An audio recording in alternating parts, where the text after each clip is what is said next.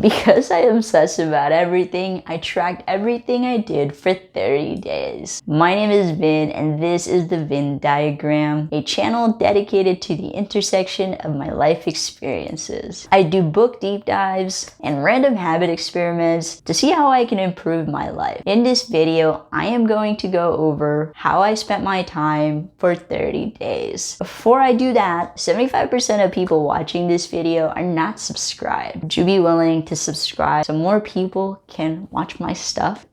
Do that now. Why did I do this? I recently read Someday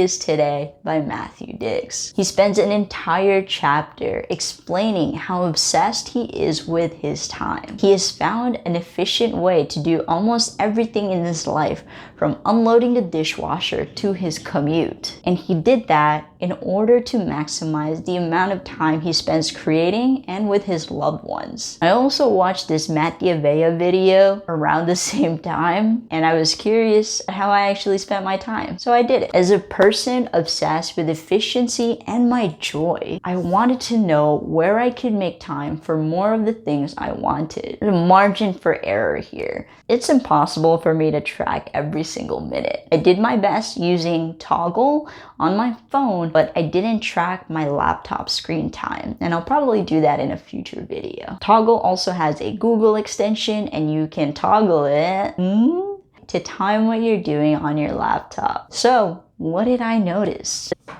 My biggest buckets of time. On average, I spent 13 to 14 hours on my phone every week, which is about 2 hours daily. Then is my full-time job. It's remote, so I have very little commute time other than 2 times a month, and I spend 40 hours per week to my job. My next bucket of time was with my partner, who I live with, on our date nights, our walks, our chats throughout the week, another 15 hours. Then I also work on personal projects before and after my full-time job, about 15 hours a week. And just so I can explain that previous amount of time, it's usually between 6:30 and 8 a.m. when I wake up and before I go to work. And in the evenings, I usually get a second wind around 8 to 10 p.m. And as well as some time on the weekends. But I do try to keep my weekends as light and as much of a weekend as possible, so I'm not just like working on stuff all week. I'm pretty satisfied with the majority of the usage of my time, and this speaks to the focus I have in my life currently.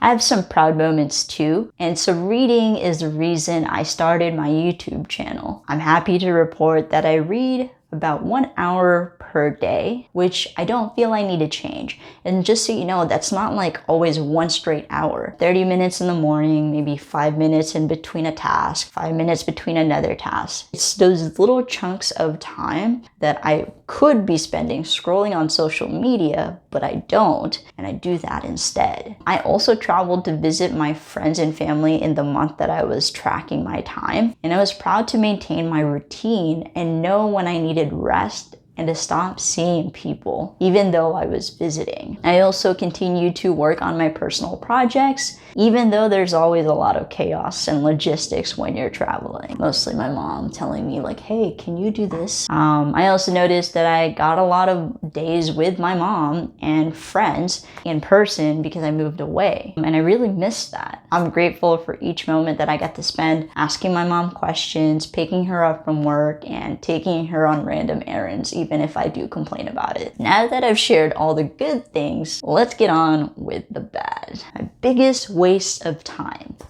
Just kidding. Don't want to be mean to myself, so I'm going to reframe that. And we're going to call this section Room for Improvement. I still want to cut down my social media usage.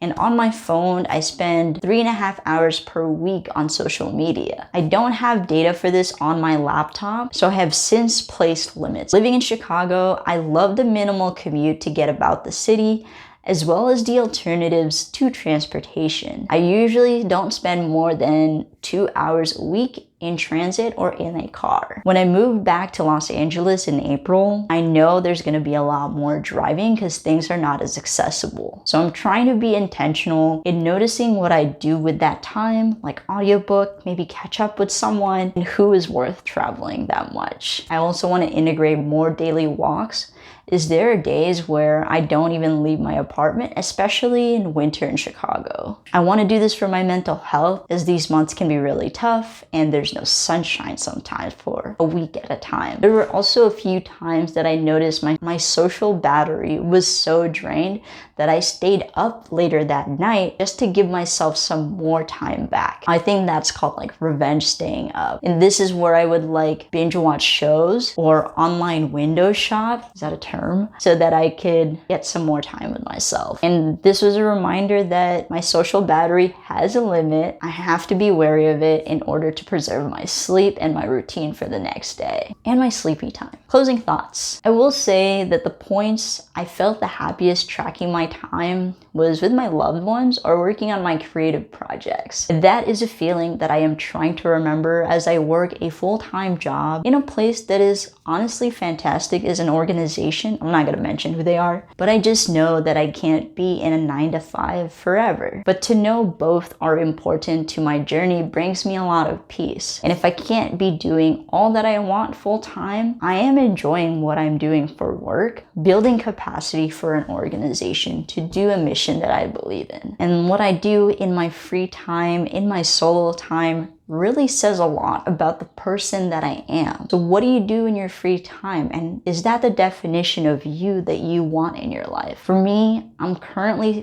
someone that is focused on creating more so I can find a different means of making money, but more importantly, sharing my perspective. And I'm doing that through this YouTube channel, my blog, and my podcast. And I'll leave a link in the description for those things. I also know that my relationships to people are everything to me. My life partner is the person I'm going to spend the most of my time with. My friends are crucial to me feeling in community and safe and nurtured and reminding me that I need to keep going. But the person I spend the most time with is myself. And in doing this experiment, I was reminded that I have to be kind to myself. I also have to be brutally honest with myself too. And towing that line of kind honesty is where you should be trying to be at. I have to remember to be gentle with myself as I set goals and fail and learn from them. If you decide to do this experiment, don't beat yourself up for spending however amount of time you are on social media. Just observe, understand why you're doing that, when you're doing that, when you're most likely to do that, and how can you change can come a lot later. Just observe. Ask yourself instead, what am I missing in